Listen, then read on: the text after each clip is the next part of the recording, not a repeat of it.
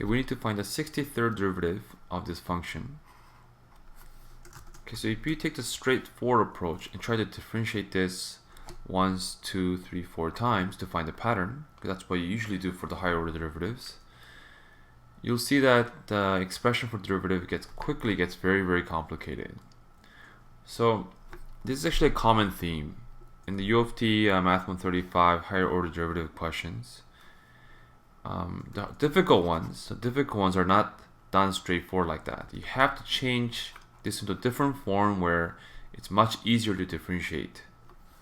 Okay, so note that this is actually a rational expression with the degree of the top is 65 and the degree of the bottom is only 1.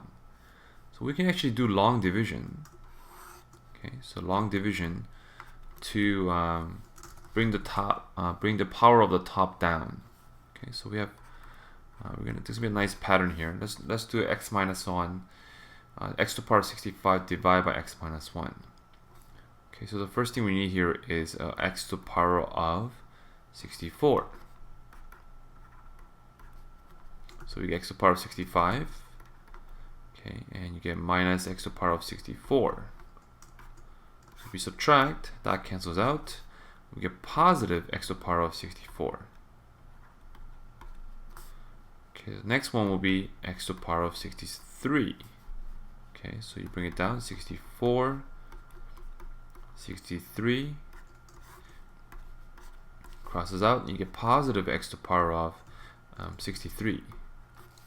Okay, so you can see how this is going to be. The next one is going to be x to the power of 62.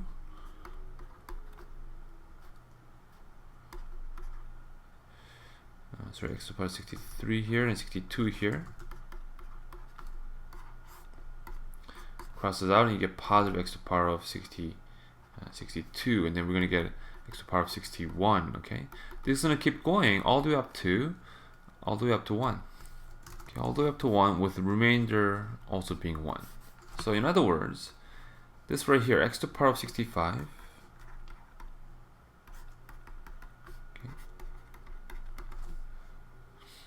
This can be rewritten as x to the power of 64, x to the power of 63, all the way down to x 1 plus 1 over x minus 1. Okay, so maybe I should just explain fully how this will end with 1. This pattern will continue all the way until I end up with just an x. Okay, so if I have an x, what should be the number that goes up here so that I can get rid of that x? It will be 1, and we're getting x minus 1. If you subtract that, you get exactly plus 1. So that's how I get the remainder of 1. Okay, so now let's think about differentiating this. Now, we need to differentiate this 63 times. Let's first consider the sum of these power functions. So for example, if I had a function that was degree to a power function x squared, how many times can I differentiate this until it becomes 0? Okay, once, twice, right? Twice, and then if you do 3 times, it becomes 0. Okay, so I need to do this 63 times. That means anything beyond here, so there's going to be x to the power of 62 here, these ones, when I differentiate it 63rd time, they're all going to become 0. So really I only have to be worried about the derivative of these two and the derivative of 1 over x minus 1. Okay, so okay, let me just say consider only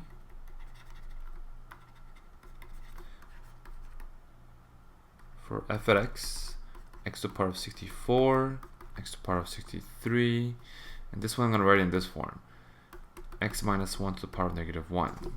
Okay, so let's differentiate this once,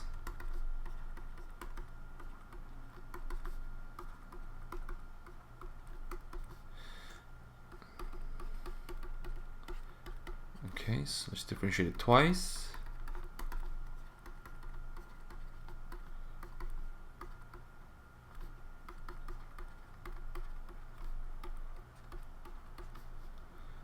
Okay, it's going to be -1, -2, x minus 1 to the power of -3. And I think you should start seeing the pattern. Let me do it just one more time. 64, 63, 62, 63, 62, 61. Okay.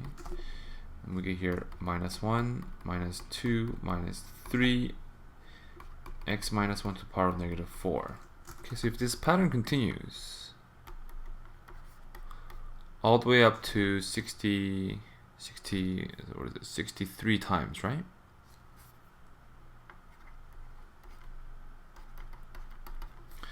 This right here is just gonna look at this. It's a pattern is clearly it's permutation. Okay, so 64, 63, it's multiplication with numbers that are exactly one smaller than one before it. So this right here is going to turn into 63 factorial. Okay, 63 factorial. This one here is going to be 64 factorial. Okay, it's actually going to be 64 times 63 all the way up to 2. Okay, but that's the same thing as still 64 factorial. Okay, times by x. Okay, so let me write 64 factorial times by x. Here, okay, so this last part, note that we get 3 factorial here when it's third derivative, 2 factorial when it's second derivative, and just 1 when it's first derivative. But the sign alternates. It's minus here, and then it's plus, and then it's minus. Okay. Now, it's minus when it's odd. The derivative number is odd. Okay. So for us, it's 63rd, so it's going to be minus. Okay, minus 63 factorial. Okay, with x minus 1 still, and this increases by 1, and the number up here, okay, is always 1 more than the derivative number. So it's going to be 64. Okay, so finally we need to plug in 2 in here. So we get 64 factorial times by 2, 63 factorial minus 63 factorial. 2 minus 1 is 1. So note that these two are exactly the same value. It's going to cross out to give us 2 times 64 factorial, okay, which is A.